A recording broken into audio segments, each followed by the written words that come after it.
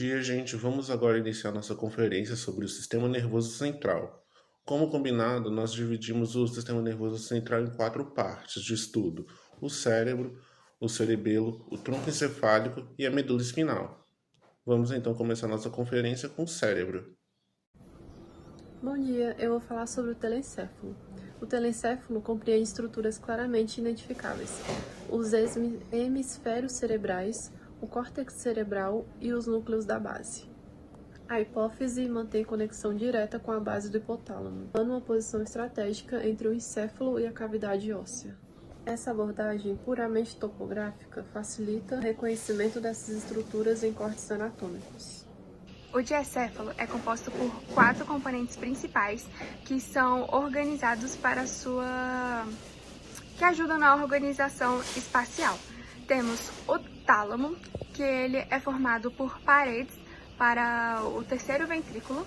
Temos o hipotálamo, que é localizado ventralmente ao tálamo. Temos o epitálamo, que é formado por glândulas pineal, simultaneamente dorsalmente. E temos a hipófise, que ela também é encontrada ventralmente ao hipotálamo e aloja célula turca no osso esfenoide. A hipófise, ela tem uma conexão direta com a base do hipotálamo, que tem uma posição estratégica entre o encéfalo e as cavidades ósseas. A hipófise apresenta duas porções distintas: a neurohipófise, que é a continuação direta do tecido neural, e a adenohipófise, que é a porção glandular anterior. As duas estão contidas em depressões ósseas da célula turca. Idade ao estudo que a gente está fazendo. Após o telencéfalo e o diencéfalo, nós temos o cerebelo. Cerebelo esse que também é conhecido como a árvore da vida. Por quê? Porque ele tem um formato de couve-flor. Ele é uma bolinha, ele tem a função de dar o equilíbrio para as pessoas e ele tem algumas estruturas que dividem ele. Primeiro, a gente tem que lembrar do vêmis, que é uma estrutura central nele que divide ele dos seus dois hemisférios cerebelares. Também temos as folhas do cerebelo, que seria o equivalente aos giros do cérebro, que são essas áreas meio enrugadas, podemos dizer assim. Esses lugares são chamados de folhas. Internamente, o cerebelo tem duas principais áreas, que é o córtex cerebelar, que é a camada superficial, ou seja, a substância cinzenta dele, e o corpo medular, que é o núcleo central onde fica a sua substância branca. Então, basicamente, é isso o cerebelo. A gente tem que lembrar que ele dá a função de equilíbrio, que ele é dividido pelo vênis, que separa dos seus dois hemisférios, e que internamente ele tem tanto o córtex cerebelar quanto o corpo medular. Falar sobre a topografia do tronco encefálico em animais domésticos. Eu vou falar sobre o mesencéfalo e sobre o apóntio. O mesencéfalo, ele fica ventralmente ao cerebelo e rostralmente à ponte. Nós temos os pendúculos cerebrais, os corpos quadrigêmeos e a fossa interpendicular. Os pendúculos cerebrais, eles são massas longitudinais na face ventral, delimitando a fossa interpendicular. Já os corpos quadrigêmeos, são tubérculos quadrigêmeos, certo? São projeções dorsais. E já a fossa interpendicular tem a depressão mediana ventral entre os pendúculos. E temos a ponte. A ponte, ela localiza-se caudalmente ao mesencéfalo e rostralmente ao bulbo. Isso. Ela tem uma forma saliência, sabe? Transversal e ventral bem marcada. Então, ela tem uma forma saliência transversal, ventral, bem marcada. E nós temos o nervo trigêmeo. Nós temos o nervo trigêmeo, que emerge na transição ventrolateral. Ventrolateral é o trigêmeo e a saliência transversal ela é bem marcada. E é isso, agora vou passar para minha amiga Eduarda para estar falando o restante sobre a topografia do tronco encefálico. Eu também vou apresentar um pouquinho sobre o tronco encefálico. Eu vou falar sobre o bulbo ou medula oblonga. Ele se estende caudarmente à ponte.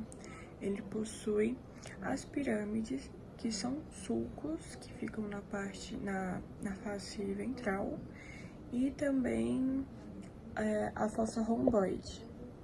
E assim, eu encerro nossa apresentação sobre o tronco encefálico, e os próximos que vão falar são sobre a medula espinal. Gente, minha câmera tá estourando um pouquinho, mas vocês ignorem, tá? Eu vou falar um pouquinho sobre a medula espinhal, que basicamente ela tem um papel assim, muito importante no sistema nervoso. Mas por que ela participa do sistema nervoso? Porque ela é responsável também por levar mensagens do cérebro às demais partes do corpo. Por exemplo, os comandos motores, até os músculos do cérebro para os músculos, transmitir informação sensorial, o tato, as temperaturas, a dor, né? Porque também tem os nervos espinhais. Então tudo está muito ligado. Ela também tem uma característica legal que ela consegue te dar um senso, por exemplo, te dar, eu digo, ser humano. Uma barra quente, você sabe que não pode tocar nela porque senão você se queima. Isso é o papel dela também, que são os reflexos e tudo mais. E tem várias coisas que unidas, né, caracterizam e formam a medula espinhal. Ela tem um canal central, que é onde se localiza o líquido LCR. Eu não vou me arriscar a pronunciar porque é muito difícil, eu sou muito ruim com pronúncia. Mas que é pra nutrição lá e proteção. Tem as meninges, tem os nervos espinhais, que eu falei que eles são ótimos para os reflexos, né, para os sensoriais. Tem a substância cinzenta, branca, enfim, tem várias coisas que compõem essa medula espinhal, e ela tem essa importância para o sistema nervoso por conta dessas coisas que ela consegue transmitir de um lugar para o outro, enfim. Falando sobre organização interna, podemos dizer que o corte transversal claramente nos remete que o corpo dorsal é a área em formato de borboleta e recebe as fibras sensoriais, enquanto o corno ventral é a região que origina os neurônios motores. Então, podemos explicar assim que o corpo dorsal, nós recebemos informações dos nervos sensitivos, e no ventral mandamos resposta pelos nervos motores. É mais ou menos assim que funciona.